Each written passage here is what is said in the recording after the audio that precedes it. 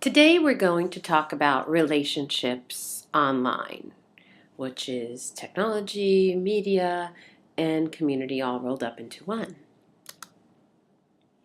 Here's some things to think about. Human beings yearn for connection and belonging. Numerous studies have linked social support to positive mental health. Additional studies have cited the negative emotional impact of loneliness. Researchers have further revealed that people with fewer social relationships die earlier on average than those with more social relationships. Yet, with the rise of social media, there are concerns many people appear to be substituting virtual online connections for real-life social relationships. Let's start with texting. Text messaging is one of the most common forms of communication in today's society. It has become a primary medium used in romantic and sexual correspondence, as well as correspondence with friends and family.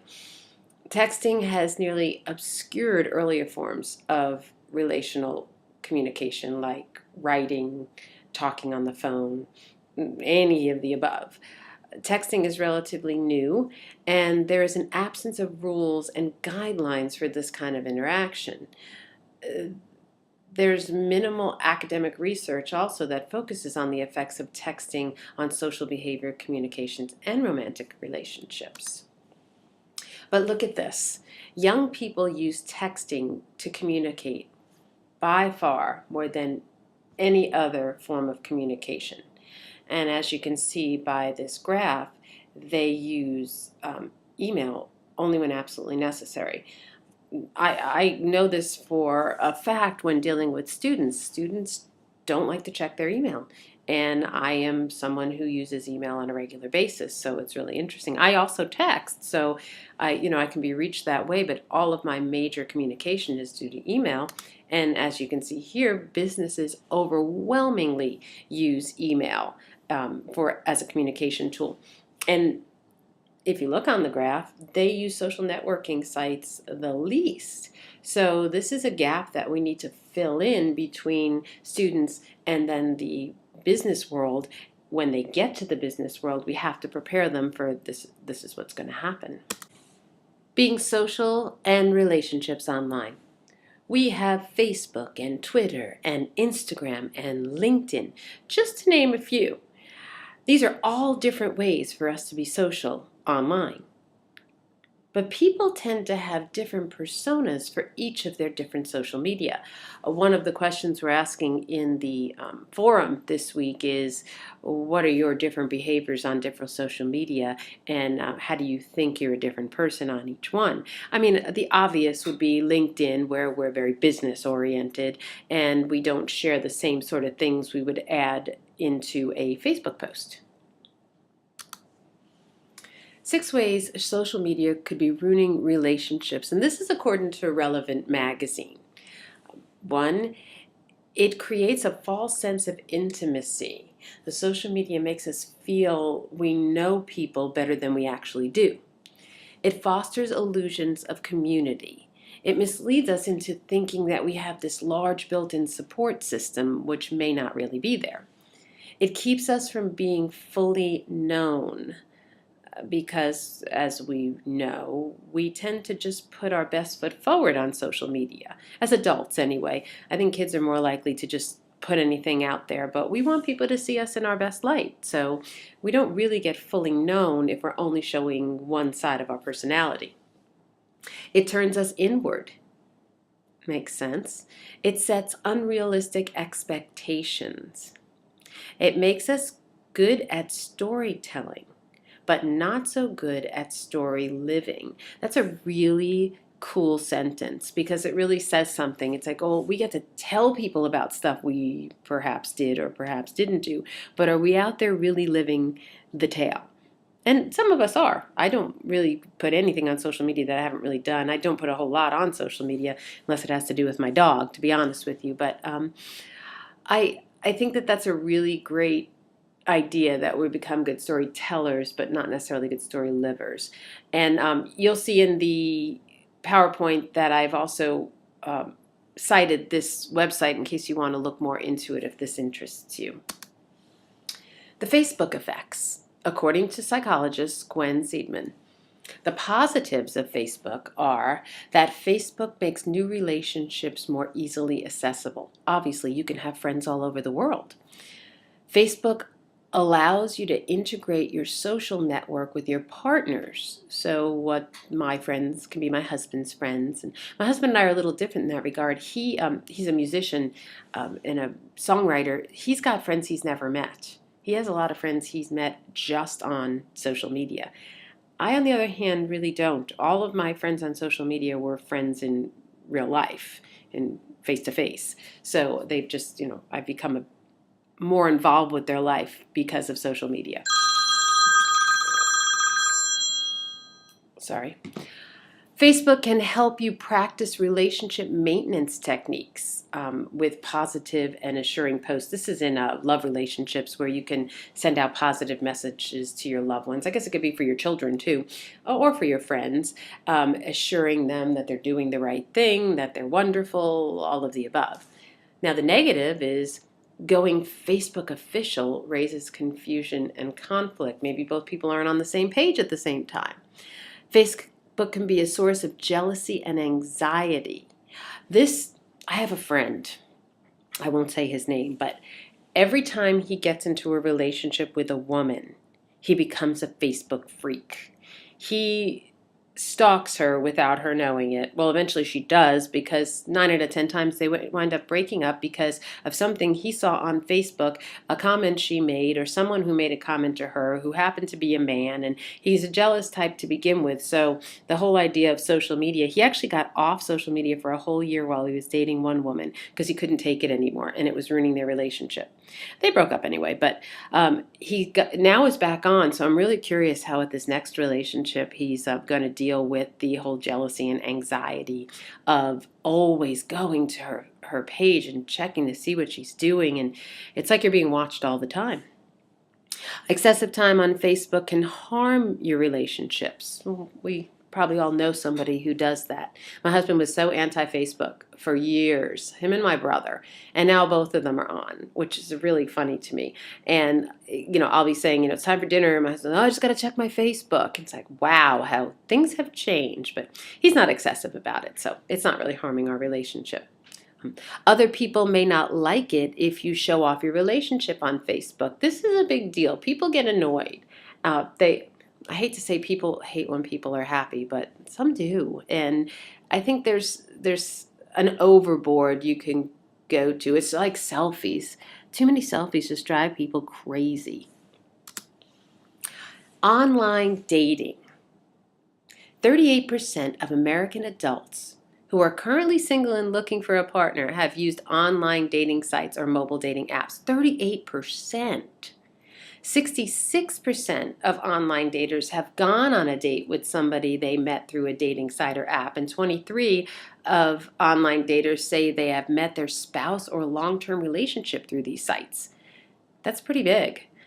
Attitudes towards online dating have become more positive over time, but there's still a lot of negative experience with online dating.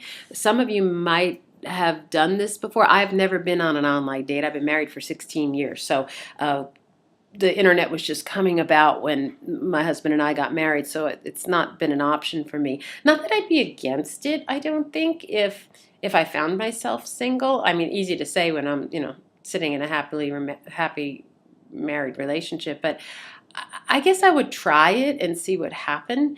In the area I live in here in Cornelia, Georgia, it might be difficult to find somebody with the same interests as mine, but I guess I'd at least give it a shot. If any of you have had some online dating experiences, I'd love to hear about it in the forum. That'd be really fun to hear your experience.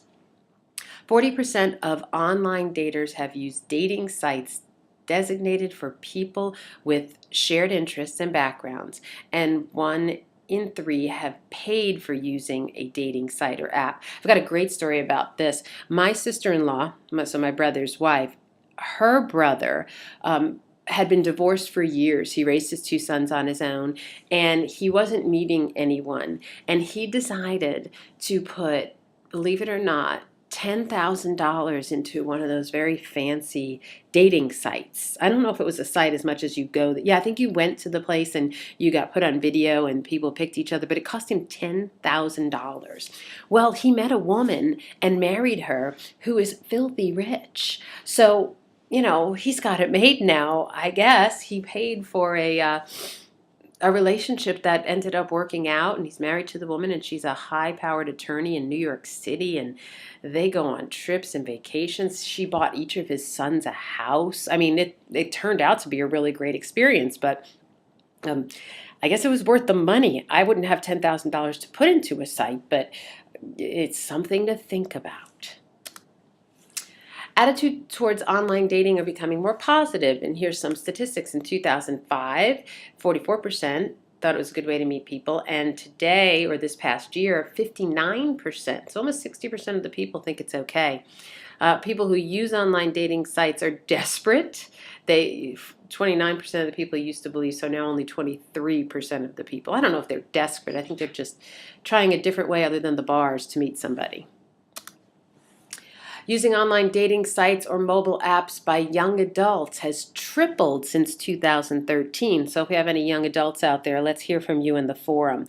Look at this, 18 to 24-year-olds. That's the highest percent of groups of online daters. See, I would have thought it would have been much further down, like the 45 to 54 and 55 to 64, like the second time arounders, because you would think they'd have a little bit more trouble finding a date. But, look at the statistics. Very interesting. Pew Research.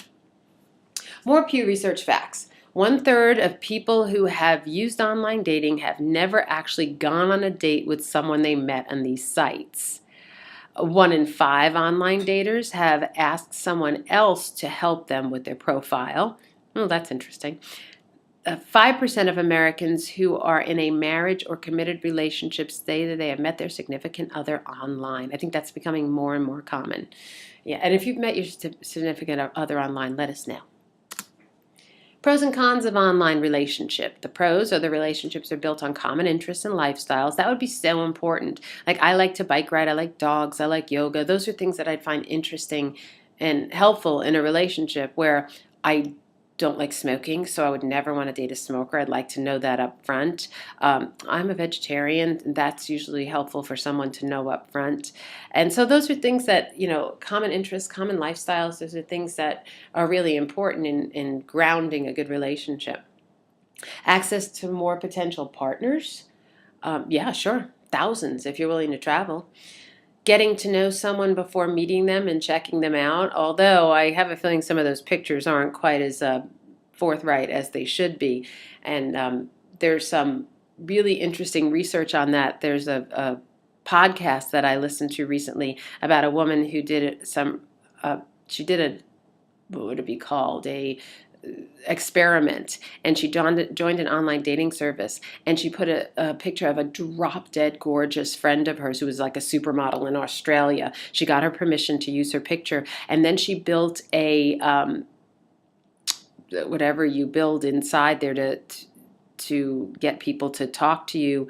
She built it with all kinds of horrible things. Like, for fun, she would see sleeping homeless people and push them over, or taunt them with food and then run away, and like just horrible things. And she, just because of what she looked like, she was just hit with thousands of people wanting to date her. So that was really funny. If I can get my hands on it, I'll put it up on the on Moodle, and you guys can have a listen. It's really interesting to see what people do. I'm sure on the other side too, somebody could put their whole that's what it is, a profile, their whole profile up about how they're this amazing person, and then they don't look so good and they're not getting hit. So it's really interesting, the whole online dating world. The cons, it's confusing and overwhelming. Yes, absolutely. Lack of real information. Hard to evaluate your match because you're not real quite sure if they're being honest, right? People act differently in person than they do online. 2016 online dating trends. Now dating is becoming increasingly more app focused. Isn't it called a swoosh? That you move your finger to the right if you like them. There's, all kinds of lingo now going on with it. Gamification of online dating will continue. Matching based on hobbies is becoming more important, and matching based on shared friends. That's a really interesting way to go about it. Friends of friends. Here are some online dating sites. Here's only a few that I hit right from the first Google search. And here are some meeting sites that have nothing to do with dating. I don't know if you know of Meetup. It's an online social networking site where you meet up with people who have the same interests as you. I belonged to several of them when I lived in Florida. I had one called the Art Network, where if you were interested in movies or plays or art gallery openings, we would all get together and go to them. So you could check it out. It's really cool, meetup.com, and you could put in your interests and see where in your area people are doing the things you like to do. There's a lot of hiking groups here. Girlfriend Social, this is a female friendship site for ladies only. And then there's notfordating.com. This is for platonic friends, male and female, to get together and be drinking buddies, go to movies, go to dinner, play tennis. It's more of a friend thing, but for girls and guys. The question then is whether these relationships in the virtual world are still the same as relationships pursued in the real world, or is there a fundamental difference? Can you still call love love if it's passing through a screen? So here's some research on that. Paul Zak was a professor of neuroeconomics at Claremont Graduate University. Did some research on how relationships maintained over social media differ from relationships in real life, and found that it doesn't really matter. The people feel the same way as they do in person. We have a large release of dopamine when we are with people, but we can also get that same release through Twitter or any social media. Social networking can not only reduce many of our health risks associated with loneliness, notably a heart attack or a stroke, but the brain interprets using Twitter and Facebook in nearly the identical way of speaking to someone face to face. Fascinating. Romance and social media seem to mesh well in the courtship process, but Twitter use can cause a burnout effect in romantic relationships. Maybe too much information? I don't know. High social media use by both partners was a strong predictor of infidelity, breakups, and divorce. So maybe my friend that stalks his girlfriend on Facebook might be onto something. Putting your relationships online.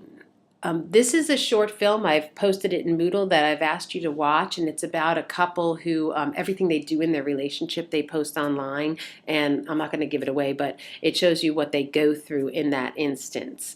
It's a really well done short film. And here are some references of the work that I talked about in this lecture. There are, I know, a bunch of readings and videos to watch. This is all for your information. I hope you enjoy it. This has been a really fun one for me to research, and I hope you have a great week. Thank you.